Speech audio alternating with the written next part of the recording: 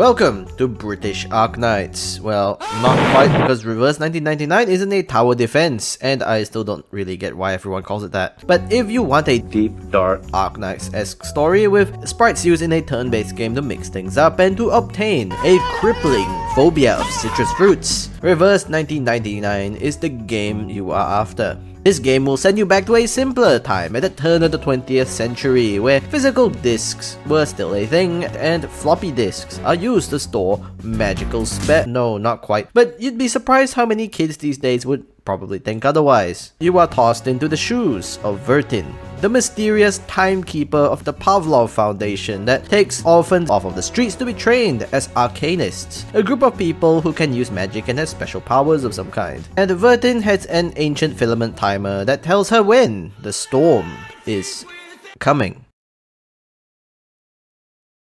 Years of academy training wasted! Unlike most main characters from gacha games that really don't say or do much, Vertin hides a lot from you as the player.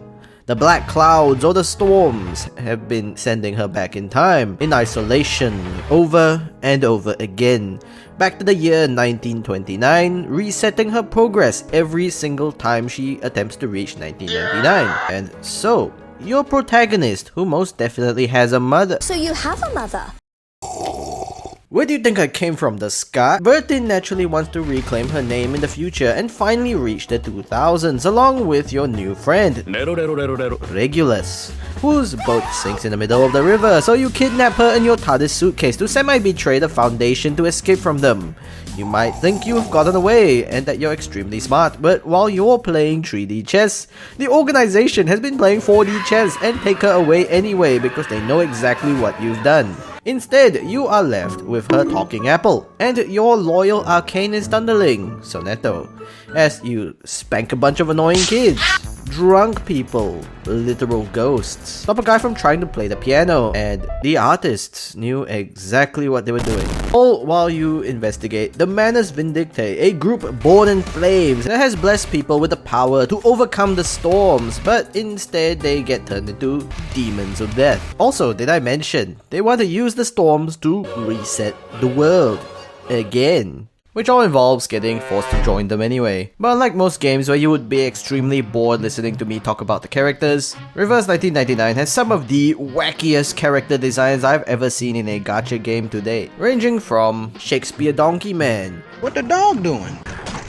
the embodiment of every single anime waifu you wish were real, a Lamau, 4F6D65646574. okay, and a floating sword with arms. And if you want it, then you will have to roll the gacha, but you already knew that. Pathetic.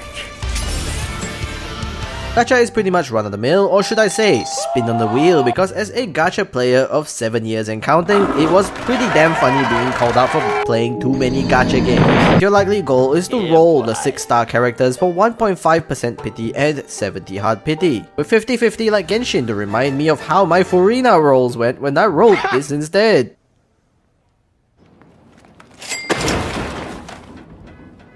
Reverse 1999 is a fairly fresh game right out of the printing press, so they're piling a ton of stuff in the mailbox for you to roll, and with the mountain of release rewards and free also 30 pity beginner gacha for a 6-star. It really doesn't get any better than that. I'm not really sure if it's because I've played far too many gacha games by this point, but I'm actually pretty happy with my current lot of free 5 stars like Sonetto and the absolute tsundere Viva la France. I don't need it. To really feel the urge to roll for the 6 stars in the game. I don't need it. At least until I realized the Super Spy event character was voiced by none other than the Japanese voice of Tosaka Rin. I need it! And so with our obsessions pulling us, fading, we've come to take what's ours. And of course, I failed. Once again. Speaking of Japanese voice actors though, Sonetto's English voice lines in the Japanese dub will make your ears ascend to heaven. I know the moon, and this is an alien city. So long lives this, and this gives power to thee. Or use the English dub if you just want the full Britain Simulator experience completed with getting cussed out by a British girl. Off. And Good heaven. But the best character has to be our trigger-happy Schneider, who comes bundled with a kitchen gun.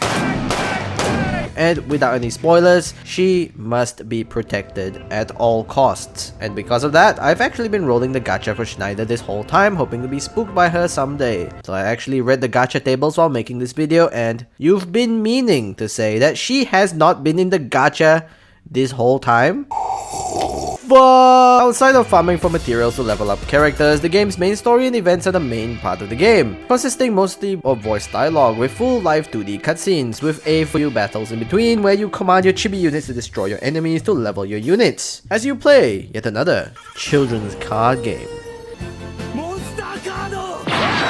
Each character comes with a set of 3 cards including the ultimate, which are randomly drawn in a hand of cards that increases as you have more units on the field, up to 7 cards total, 3 of which are active and the last one gets turned into oh shit! Alright! And sits in your suitcase to do absolutely nothing until someone gets wrecked. Help me!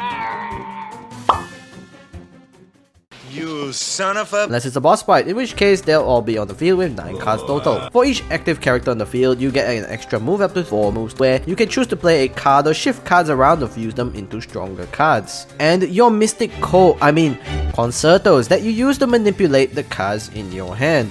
But paired together with Sonetto's ASMR magic incantations and the music, you have yourself a surprisingly relaxed experience of progressing the main story. Fair warning though, it sometimes gets a little too relaxed because the music might kinda lull you to sleep. Timekeeper? Timekeeper? もう眠ったのですか?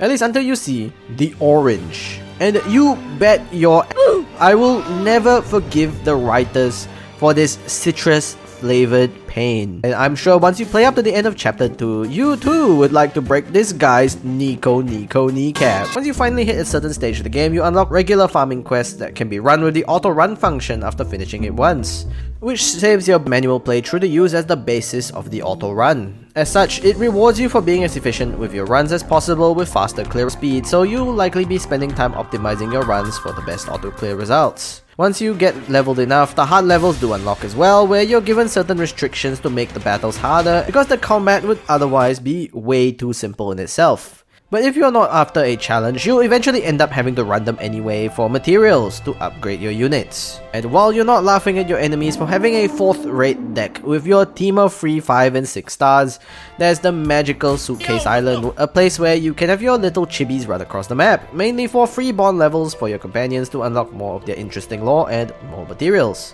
Also, craft side cubes and Tetris pieces filled with stats to give you more to farm for. Due to the afflatus requirements at times, it does make it important to level your other units outside of your 5 or 6 stars. But at least you do get to enjoy the wacky cast of literature and historical references that you'll see plenty of in the character bios, as well as in the main story. And that's all you can really do outside of the events of the game, which are arguably the best part of the game.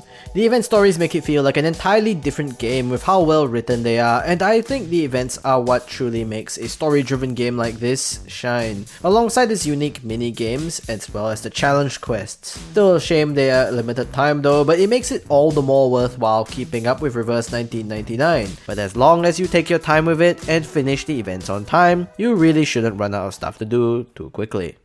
And with that, let us get into the verdict of Reverse 1999 at this stage. And this game gets around an 8 out of 10 at the moment. It's a highly stylized, polished game with some of the coolest and cleanest animations you'll find in a 2D turn-based game. Might need a beefy device to run Reverse 1999 though, so you may have better luck playing it on an emulator like BlueStacks. It's a game simple enough not to become a chore if you leave it on the side to run like Epic 7 while you press buttons occasionally to go to the next map, but it does take some time to cook the intriguing time travel story that really just gets darker and crazier the further you get. And so, is Reverse 1999 worth playing? Yes, but mainly for the story and the polish. Polish? More like English, am I right? Just don't spend any money on it, as I always recommend, because they're fairly generous with their beginner rolls. As always, stay safe, stay humble, and always protect your Schneiders from the storm. This is the Any Night, and we will see you next time. Maybe once Vertin finally finds her mother. No. Wait. So you have a mother too? What, you a dog?